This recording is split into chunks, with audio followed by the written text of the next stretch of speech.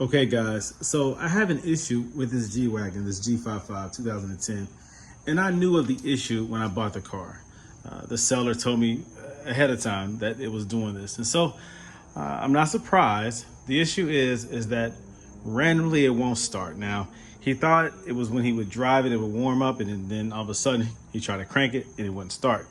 That would mean the crank position sensor is bad, but it would try to crank with a bad crankshaft position sensor. It just wouldn't turn over, it wouldn't catch. But if you get no crank at all, if you turn the key all the way, you get absolutely nothing, then it's not the crankshaft position sensor. Again, if it tries to crank after you run it for a while and it doesn't catch, and you let the engine cool down and then it catches, that's crankshaft position sensor. In this case, it will not even crank. All the lights and everything come on, but it doesn't complete the signal to the starter to start. Is it a bad starter? No. Is it a bad battery? No. Is it a bad EIS? I doubt it. I put my scanner on there, the iCarSoft MB2 scanner. And it's saying, I can't remember the exact code, but the engine module is not receiving power. So it's related to those fuses that signal to tell the engine management system to start. Now on the G-wagon, I've only seen one YouTube video that said it is common that up under the passenger side dashboard, up under the glove box, this is where your fuse box is that contains your engine management system, all those important fuses related to the EIS, related to it starting. Now, as you see here, it's gone. I removed it.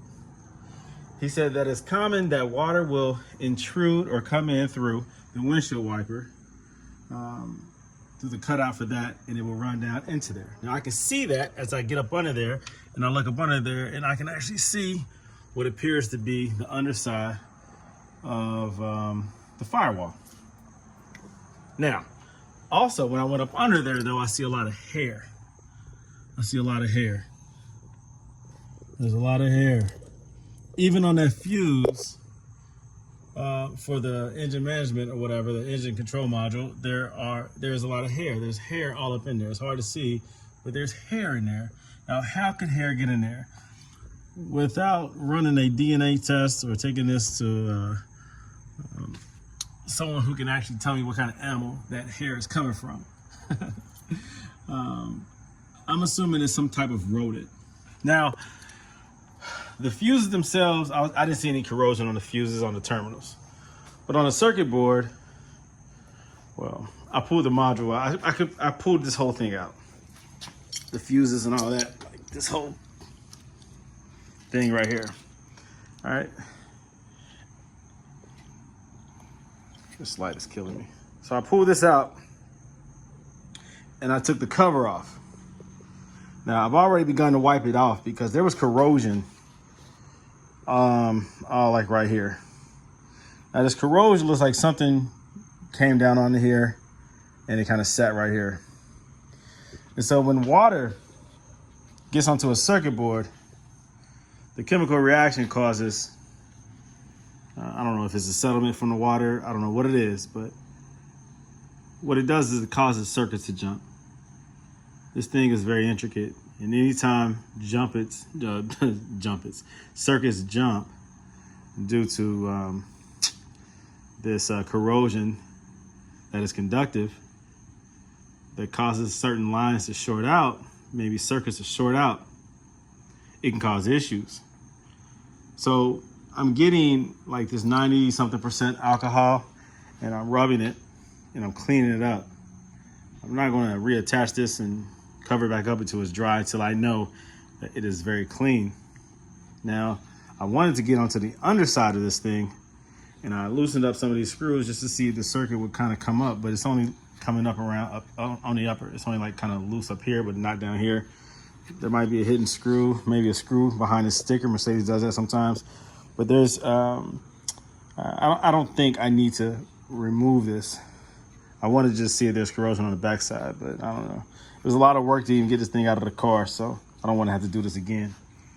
But those two circuits, those two fuses right there, 1515. Let me see if I can hold this. Okay, 1515. These two right here is related to the engine management or engine control unit or whatever. And when I pull those fuses out and put it back in, it started because it was just sitting here in the garage and it wouldn't start. So it does it randomly. I remember I got stuck at AutoZone for about 45 minutes and then it started.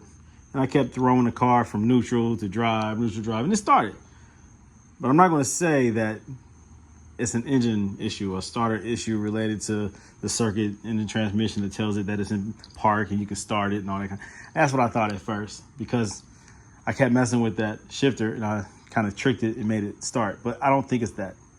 I definitely think it's related to this. When I ran the code on there, I saw that the engine thing was the engine circuit, starter circuit, whatever, was not receiving the signal to start. But I also went into the transmission module or read the circuits on that, and I saw that it did receive the signal to start. That there is a circuit for the transmission that I identified, and it was open or it was closed or whatever. So it was telling it that it's okay to start.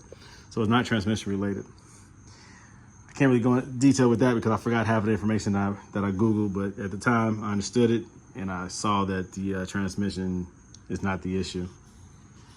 So with the two videos that I saw on YouTube, I'm thinking that this was the issue. I'm gonna clean the circuit board up and I'm gonna reinstall it and I hope that I resolve the issue. Because you can't have a G-wagon and all of a sudden it doesn't start. Nice vehicle like this you take out and about and then it doesn't start. How embarrassing is that? So we're gonna figure this out.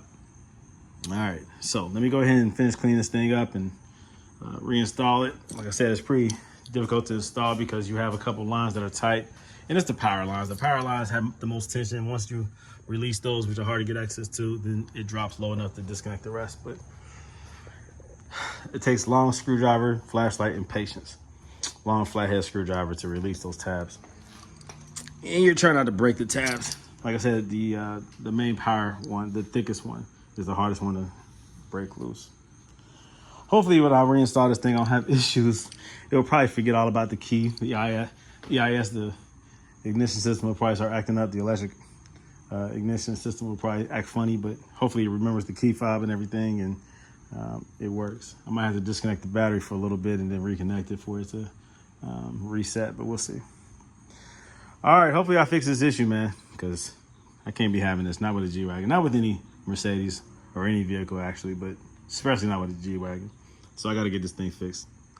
All right, hopefully I have found the issue. We'll see.